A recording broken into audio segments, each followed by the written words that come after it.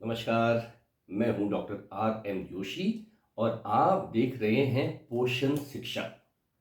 पिछले दो वीडियोस में मैंने आपको डिमेंशिया के कारण, डिमेंशिया के लक्षण और डिमेंशिया की हाई रिस्क कैटेगरी यानी कि उन लोगों के बारे में बताया था जिनको डिमेंशिया का खतरा बहुत अधिक ज़्यादा है। मेरा आपसे आग्रह है कि आप इन वीडियोस को ज़रूर देखें। वीडियोस का लिंक जो है वो डिस्क्रिप्शन बॉक्स में दिया हुआ है। डिमेंशिया 1 और डिमेंशिया 2 इनको देखने के बाद आप जान गए होंगे कि डिमेंशिया वृद्धावस्था में होने वाली एक भूलने की बीमारी है जिसके लक्षण करीब करीब 60 साल के बाद प्रकट हो जाते हैं। और अल्जाइमर डिजीज भी डिमेंशिया का ही एक विकराल रूप है। डिमेंशिया के लक्षण वैसे तो 60 साल के बाद दिखाई देने लगते हैं, लेकिन इस बीमारी की तैयारी शरीर के अंदर करीब 35 साल के उम्र के बाद शुरू हो जाती है। 35 साल के बाद दिमाग में कुछ सूक्ष्म लेवल पे यानी कि माइक्रोस्कोपिक लेवल पर वो बदलाव शुरू हो जाते हैं जिनसे आगे चलकर डिमेंशिया की बीमारी की नींव पड़ती है। क्योंकि हमारे शरीर की जो क्षमता है वो अपार है, हमारे शरीर की जो रिजर्व कैपेसिटी है वो बहुत ही अधिक है। इसलिए 30 साल की उम्र में भी गड़बड़ी होने के बाद अगले 30 साल तक हमें इसके बारे में या इसके असर के बारे में कुछ पता नहीं चलता है। 60 साल की उम्र के बाद जब ये गड़बड़ी बहुत ज्यादा बढ़ जाती है तब जो है वो डिमेंशिया के लक्षण प्रकट होने लगते हैं। अब किसी में ये बीमारी पहले आ सकती है और किसी में बीमारी ये 80 साल 70 साल या उसके बाद आ सकती है। इस बीमारी से बचने के लिए हमें अपने जीवन शैली में यानी कि लाइफस्टाइल में बहुत बदलाव करने होंगे। आइए तो मैं आपको उन 7 बदलावों के बारे में बतलाता हूं, उन 7 लाइफस्टाइल चेंजेस या दिनचर्या में जो बदलाव हैं उनके बारे में बताता हूं जिनको अपनाकर आप 100 साल की उम्र तक डिमेंशिया नामक बीमारी से बच सकते हैं, इसके असर को बहुत कम कर सकते हैं और 100 साल की उम्र में भी मस्तिष्क जो है आपका वो सक्रिय और सजग रह सकता है।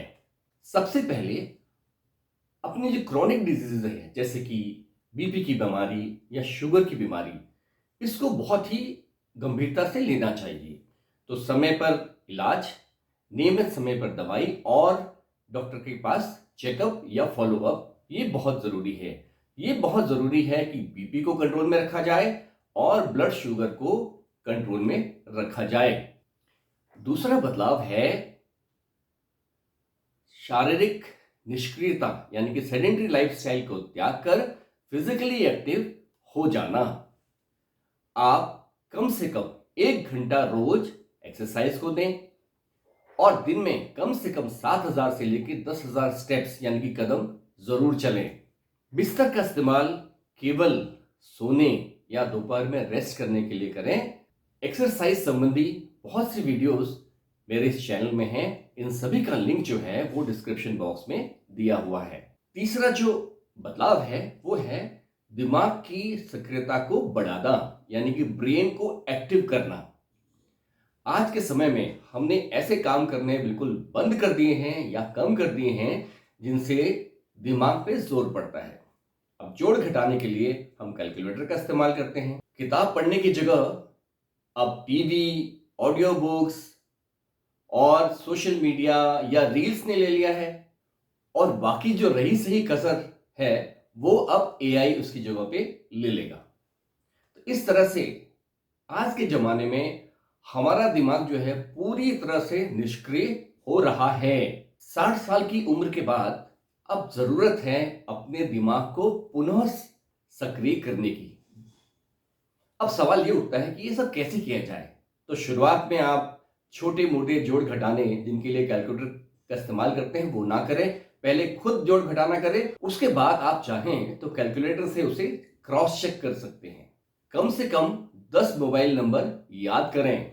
आज के जमाने में लोग मोबाइल नंबर याद करना या नंबर याद करना लगभग भूल गए हैं। निरंतर कुछ नया सीखने का प्रयास करें, जैसे आप कोई नई भाषा सीख सकते हैं या आप कोई इंस्ट्रूमेंट बजाना सीख सकते हैं। इन सभी चीजों से आपका दिमाग सक्रिय होगा, दिमाग में नए नए कनेक्शन बनेंगे और दिमाग का जो नष्ट होने की प्रक्रिया है वो धीमी हो जाएगी।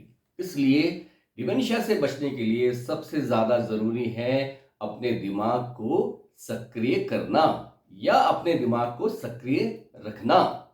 चौथा जो बदलाव है वो आपको अपने भोजन में करना है।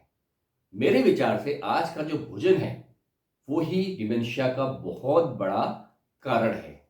आज के जमाने में जैसे अधिक चीनी, मैदा और रिफाइंड ऑयल वाले पदार्थ, प्रोसेस फूड या अल्ट्रा प्रोसेस फूड जैसे कि cold drinks, soft drinks, bakery products और ये रेडी टू ईट जो स्नैक्स हैं, इनका प्रचलन बहुत ज्यादा बढ़ गया है और इनकी वजह से शरीर में सूजन होती है और उससे डिमेंशिया को भी बढ़ावा मिलता है। इसलिए बहुत जरूरी है कि हमें अपने भोजन में इन तीन चीजों को, अधिक चीनी, अधिक मैदा और रिफाइंड ऑयल वाली पदार्थों को बिल्कुल भी नहीं खाना चाहिए या बहुत ही कम कर देना चाहिए और उसकी जगह जो हमारा पारंपरिक भोजन है उसका प्रयोग ज्यादा करना चाहिए।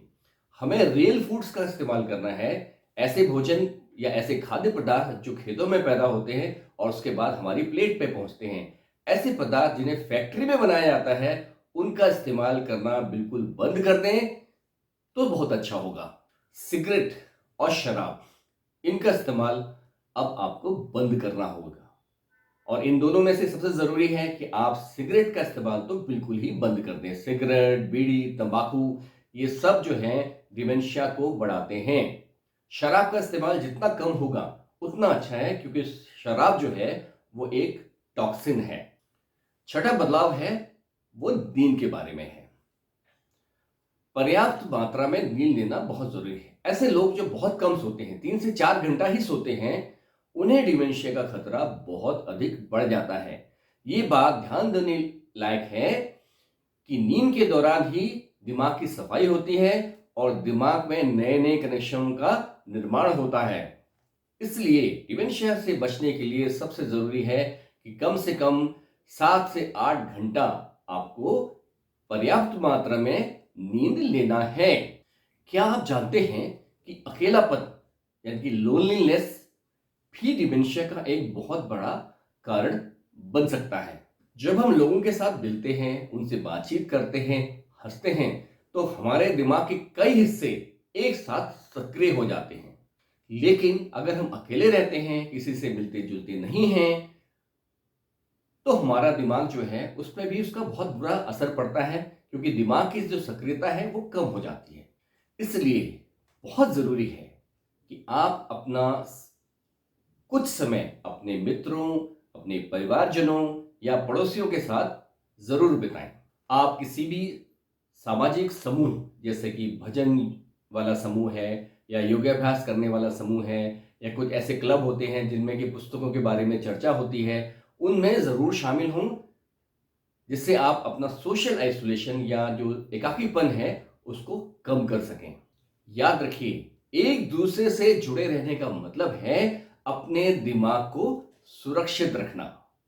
वीडियो में मैंने डिमेंशिया या अल्जाइमर डिजीज, इनसे बचने के बारे में आपको बहुत सारे बातें बताई। आप इन सभी बदलावों को अपने जीवन में अपनाकर डिमेंशिया या अल्जाइमर डिजीज, इनका खतरा काफी हद तक कम कर सकते हैं और 100 साल की उम्र में भी अपने दिमाग को एकदम दिमागी तौर पर आप पूरी तरह से सजग या और सक्रिय रह सकते हैं, अलर्ट रह सकते हैं।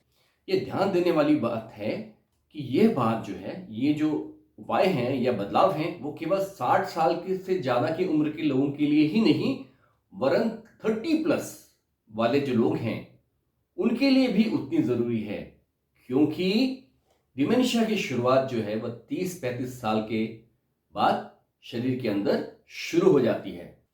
आशा है ये वीडियो आपके लिए बहुत ही उपयोगी होगा। आप अपने सवाल कमेंट बॉक्स में लिख सकते हैं। मेरा आग्रह है कि आप अपनी प्रतिक्रिया जरूर दें जिससे कि एक हेल्दी डिस्कशन की शुरुआत जो है वो हो सके। आपने अपना अमूल्य समय निकालकर ये वीडियो देखा, इसके लिए आपका बहुत बहुत धन्यवाद, आपका बहुत बहुत शुक्रिया। अगले वीडियो तक के लिए आज्ञा दीजिए। नमस्कार।